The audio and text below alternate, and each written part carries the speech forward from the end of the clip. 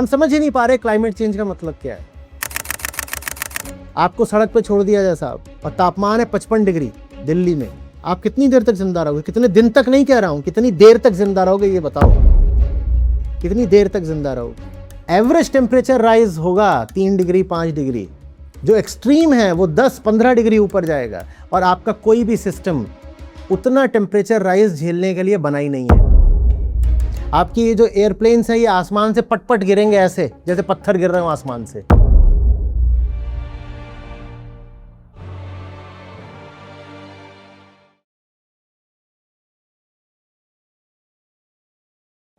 एक तो समस्या क्या हो जाती है ना, हम ऐसे बात करते हैं, अच्छा औसत तापमान 1.5 डिग्री बढ़ गया, तो हमें लगता है 1.5 डिग्री तो कुछ होता ही नहीं।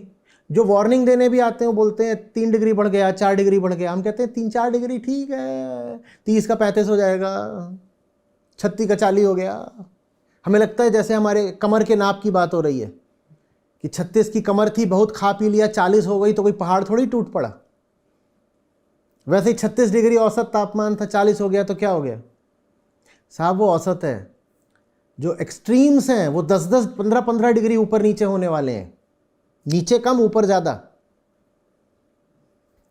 एवरेज टेम्परेचर राइज होगा 3 डिग्री 5 डिग्री, जो एक्सट्रीम है वो 10-15 डिग्री ऊपर जाएगा और आपका कोई भी सिस्टम उतना टेम्परेचर राइज झेलने के लिए बना ही नहीं है। आपकी ये जो एयरप्लेन्स हैं ये आसमान से पट-पट गिरेंगे ऐसे जैसे पत्थर गिर रहे हो आसमान से, क्योंकि ग्रीन हाउस इफेक्ट का मतलब होता है कि एटमॉस्फेयर में एनर्जी बढ़ गई है। ग्रीन हाउस गैसेस एनर्जी ही तो ट्रैप कर रहे हैं ना। मीथेन है, कार्बन डाइऑक्साइड है, वाटर वेपर है, नाइट्रस ऑक्साइड है, क्या कर रहे हैं? ये एनर्जी ट्रैप कर रहे हैं। वो एनर्जी क्या करेगी? वो अपर एटमॉस्फेयर में भी टर्बुलेंस बनेगी। टर्बुलेंस क्या चीज होती है? हवा। आपके जो प्लेन की डिजाइन है, जो विंग्स हैं, वो उतनी टर्बुलेंस के लिए बनी नहीं है। उनकी डिजाइन हुई थी नॉन क्लाइमेट चेंज एरा में, जब क्लाइमेट चेंज उतना बड़ा खतरा नहीं था, उस समय एयरक्राफ्ट डिजाइन हुआ था। वो जो वहां जो ऊपर होगा उसके लिए तो एयरक्राफ्ट डिजाइन ही नहीं है। एयरक्राफ्ट झेल भी नहीं पाएगा उतनी टर्बुलेंस को। अभी अभी हुआ है सिंगापुर के ऊपर या साउथ ईस्ट एशिया में किसी जगह पर हुआ है। एक हवाई जहाज है, उसके इंजन में कोई खराबी नहीं, उसकी कोई मिड एयर कोलिजन भी नहीं हो रहा है कि कहीं भीड़ भुड़ गया है, कुछ भी नहीं हुआ है, कोई उसकी हाईजैकिंग नहीं हो रही है। सिर्फ टर्बुलेंस इतनी थी कि उसके अंदर एक आदमी और 20 लोग घायल हो गए। अभी मुश्किल से 1-2 महीने पहले की बात है। आधे 1 घंटे तक वो हवाई जहाज टर्बुलेंस के कारण 50-100 फीट ऐसे ऐसे ऐसे ऐसे झूमता रहा। सब कुछ भीतर का खुल खाल गया। ऊपर जो केबिन लगेज रखा था वो बिखर रहा है, उड़ रहा है, लोग उड़ रहे हैं। एक बेचारा तो वहीं पे फ्लाइट के अंदर ही, और दर्जनों लोग बुरी तरह घायल हुए हैं। हम समझ ही नहीं पा रहे क्लाइमेट चेंज का मतलब क्या है। क्लाइमेट चेंज माने एनर्जी। ये जो आपका एटमॉस्फेयर है इसमें जबरदस्त तरीके से एनर्जी बढ़ जाएगी और वो एनर्जी अब कुछ भी करेगी। वो अधिक बारिश कर सकती है और कम बारिश कर सकती है। वो भारी तापमान बढ़ाएगी और भारी अंधड़ लेकर के आएगी। एकाएक अंधड़ आएगा, और ऐसा अंधड़ जैसा आपने अपने जीवन में देखा नहीं। और वैसा अंधड़ झेलने के लिए आपका घर भी डिजाइन नहीं है, आपकी कार नहीं डिजाइंड है। जो लोग मारुति 800 पर चले होंगे उनको याद होगा कि मारुति 800 जब किसी ट्रक के बगल से निकलती थी तो कांपती थी। हाईवे पर ट्रक अच्छी स्पीड से आ रहा हो सामने से, इधर से आपकी मारुति 800 जा रही हो और उसमें खासकर अगर वजन ना हो, अकेले आप ही बैठे हो, तो उधर से ट्रक आ रहा है 80 की स्पीड से, इधर से मारुति आ रही है 80, और मारुति ऐसे थरथराती थी। ये हमारी कारों का डिजाइन होता है। और कार को तो और ज़्यादा लाइट वेट करा जाता है ताकि वो फ्यूल एफिशिएंट हो जाए, और फ्यूल एफिशिएंट करना पड़ेगा क्लाइमेट चेंज रोकने के लिए। और तुम कार को जितना हल्का बनाओगे वो उड़ ही जाएगी। ठीक है, यह अतिशयोक्ति है, पर बात को समझिए। मैं कहना चाह रहा हूं कि आपका कोई भी सिस्टम, चाहे वो मेडिकल सिस्टम हो, इकोनॉमिक सिस्टम हो या ट्रांसपोर्टेशन सिस्टम हो, वो डिजाइन नहीं है क्लाइमेट चेंज को झेल पाने के लिए। और दुनिया की उस आबादी का सोचिए जो गरीब है, जो सड़कों पर रहती है। 10 डिग्री तापमान अगर 2 दिन भी बढ़ा रहा तो क्या वो जिंदा रह जाएंगे? आपको सड़क पे छोड़ दिया जाए साहब, और तापमान है 55 डिग्री दिल्ली में, आप कितनी देर तक जिंदा रहोगे? कितने दिन तक नहीं कह रहा हूं, कितनी देर तक जिंदा रहोगे ये बताओ, कितनी देर तक जिंदा रहोगे?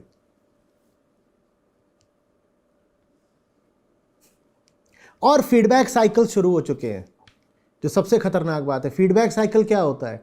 फीडबैक साइकिल 1.5-2 डिग्री पर ट्रिगर हो जा रहे हैं। फीडबैक साइकिल ऐसा होता है कि बर्फ है, बर्फ किस रंग की होती है? सफेद रंग की होती है। तो बर्फ पर अगर सनलाइट पड़ रही थी तो बर्फ उसको रिफ्लेक्ट करती है, इसीलिए तो सफेद दिखती है, क्योंकि उस पर लाइट पड़ी, उसने लाइट वापस भेज दी। तो बर्फ लाइट को एब्जॉर्ब नहीं करती। जब बर्फ लाइट को एब्जॉर्ब नहीं करती तो बर्फ का टेम्परेचर नहीं बढ़ता।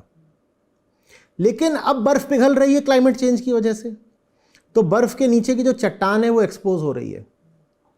जब वो चट्टान एक्सपोज होगी तो चट्टान तो काले रंग की है, वो चट्टान एक्सपोज होकर के सनलाइट एब्जॉर्ब करेगी। जब वो एब्जॉर्ब करेगी तो चट्टान का टेम्परेचर बढ़ेगा, तो बर्फ और पिघलेगी, बर्फ और पिघलेगी तो और चट्टान एक्सपोज होगी, और चट्टान एक्सपोज होगी तो टेम्परेचर और बढ़ेगा, तो बर्फ और पिघलेगी। ये फीडबैक साइकिल कहलाता है। तो एक बार ये शुरू हो गया, रोका नहीं जा सकता।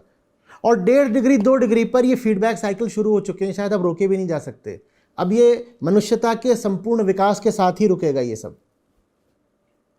संपूर्ण विकास बोल दिया, विनाश बोला? विकास बोल दिया, बहुत बढ़िया बोल दिया, क्योंकि हमारे लिए विकास माने ही विनाश है।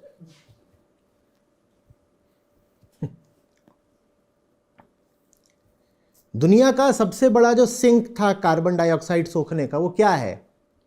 वो ओशंस हैं। और ओशन जब कार्बन डाइऑक्साइड सोखता है तो उससे क्या बनेगा? उससे कार्बोनिक एसिड बनेगा। ओशंस हमारे एसिडिक होते जा रहे हैं, और दुनिया की 80% स्पीशीज ओशन में रहती हैं। हम उनसे कह रहे हैं तेजाब में जियो, हम उनसे कह रहे हैं एसिड में जियो, क्योंकि कार्बन डाइऑक्साइड ओशन सोख रहा है। ओशन के साथ समस्या बस ये थोड़ी है कि ओशन लेवल राइज कर रहा है, ओशंस आर बिकमिंग एसिडिक। मछली एसिड में कैसे जी ले? और 80% लाइफ ओशन में ही रहती है। ओशन को आप गर्म कर रहे हो तो वो ज्यादा इवेपोरेट भी करेगा। एक और फीडबैक साइकिल है ये। ओशंस गर्म होते जा रहे हैं तो ओशन इवेपोरेट भी करेंगे, इवेपोरेट करेंगे तो वाटर वेपर बनेगी। वाटर वेपर अपने आप में एक ग्रीन हाउस गैस है। तो ओशन गर्म हुआ तो वाटर वेपर निकली, वाटर वेपर निकली तो और गर्म हुई तो ओशन और इवेपोरेट हुआ। अब ये एक साइकिल निकल पड़ा, ये फीडबैक साइकिल है, एक और फीडबैक साइकिल है। ओशन एब्जॉर्ब करते हैं कार्बन डाइऑक्साइड, और जमीन पर सरफेस पर कौन सी चीज कार्बन डाइऑक्साइड एब्जॉर्ब करती है?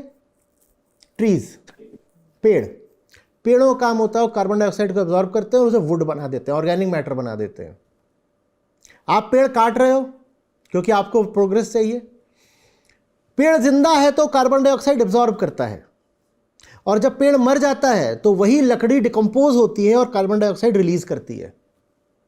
और जब एक्सट्रीम वेदर इवेंट होगा, क्लाइमेट चेंज होगा तो एक्सट्रीम वेदर इवेंट होगा, तूफान आएगा, तूफान आएगा तो पेड़ गिरेगा, पेड़ गिरेगा तो कार्बन डाइऑक्साइड और रिलीज होगी, क्योंकि लकड़ी गिरेगी तो डिकम्पोज करेगी। और जब कार्बन डाइऑक्साइड और रिलीज होगी तो और क्लाइमेट चेंज बढ़ेगा, तो और तूफान आएगा, तो और पेड़ गिरेगा, तो और लकड़ी गिरेगी, तो और कार्बन डाइऑक्साइड रिलीज होगी, तो और क्लाइमेट चेंज बढ़ेगा, तो और तूफान आएगा। ये है फीडबैक साइकिल। ये सब शुरू हो चुके हैं। क्या है क्लाइमेट चेंज? क्लाइमेट चेंज ये है कि बहुत सारा कार्बन है अर्थ के इकोसिस्टम में। वो कार्बन जमीन के नीचे पड़ा हुआ था। अब सोचिए, करोड़ों अरबों डायनासोर रहे होंगे। डायनासोर इस धरती पर लाखों साल तक राजा थे। वो सब डायनासोर मरे। उदाहरण एक दे रहा हूं, वो सब डायनासोर, तो इतना सारा जो शरीर कार्बन ही होता है पूरा। कार्बन, नाइट्रोजन, ऑक्सीजन, हाइड्रोजन, मुख्यतः यही होता है शरीर। ठीक है, बाकी और भी होते हैं, सब इनऑर्गेनिक एलिमेंट्स होते हैं, वो सब थोड़े होते हैं। शरीर प्रमुखतया यही होता है। अब डायनासोर मरा, उसका शरीर कार्बन है। पृथ्वी ने क्या करा? पृथ्वी ने उस कार्बन को सिक्वेस्टर कर दिया, इसको बोलते हैं सिक्वेस्टरिंग। पृथ्वी ने पूरे डायनासोर की बॉडी को नीचे डाल दिया। अब ये कार्बन यहां दफन है। वहां दफन रहे रहे लाखों करोड़ों सालों में वो जो नीचे था वो कोयला बन गया। वो जो डायनासोर था नीचे, वो कोयला बन गया, या तेल बन गया, या गैस बन गया। नीचे जबरदस्त प्रेशर है और टेम्परेचर भी है। तो जो डायनासोर की बॉडी थी, एक डायनासोर का उदाहरण लेके बोल रहा हूँ, डायनासोर से नहीं बन जाता कोयला सिर्फ, लेकिन उदाहरण के लिए समझा रहा हूँ। तो जितना ऑर्गेनिक मटेरियल था, चाहे वो पेड़ हो चाहे जीव जंतु हो, पृथ्वी उन सबको अपनी गोद में लेकर के ढकती गई मिट्टी से। तो वो सारा जो कार्बन था वो पृथ्वी में नीचे नीचे जमा था, कोई हमें नुकसान नहीं कर रहा था। इंसान ने कहा हम तो बहुत होशियार हैं, वो सब कुछ जो नीचे जमा था हम उसको उसका खनन करके हम उसको सतह पर ले आए और हमने उसको जलाया और उससे निकली है कार्बन डाइऑक्साइड। ये हमारी होशियारी है। तो ये हमको कोई एक्स्ट्रा कार्बन पैदा नहीं कर दिया है, ये वही कार्बन है जो सदा से पृथ्वी के सिस्टम में था, पर कहां था? जमीन के नीचे था। हमने अपनी होशियारी में उसको जमीन से निकाल के ऊपर कर दिया और उसमें आग और लगा दी और हमने कहा देखा एनर्जी, अब इस एनर्जी से राष्ट्र की प्रगति होगी। और प्रगति के चक्कर में हमने अपने आप को बिल्कुल अब समाप्त ही कर डाला है। समझ रहे हैं बात को? इसके मूल में क्या चीज बैठी हुई है? इसमें एक मूल चीज बैठी हुई है आत्मज्ञान। जब मैं बोलता हूं, यहां तक बहुत लोगों ने रुचि से सुना होगा, अब जैसे ये बोलूंगा लोग कहेंगे नहीं नहीं नहीं ये तो अब, लेकिन आप ये समझ नहीं रहे हो कि क्लाइमेट चेंज न तो इन्वायरमेंटल प्रॉब्लम है, न साइंटिफिक प्रॉब्लम है, न इसका कोई टेक्निकल सॉल्यूशन है। ये इंसान के दिल की समस्या है, ये कंज्यूम करने की हमारी हवस की समस्या है।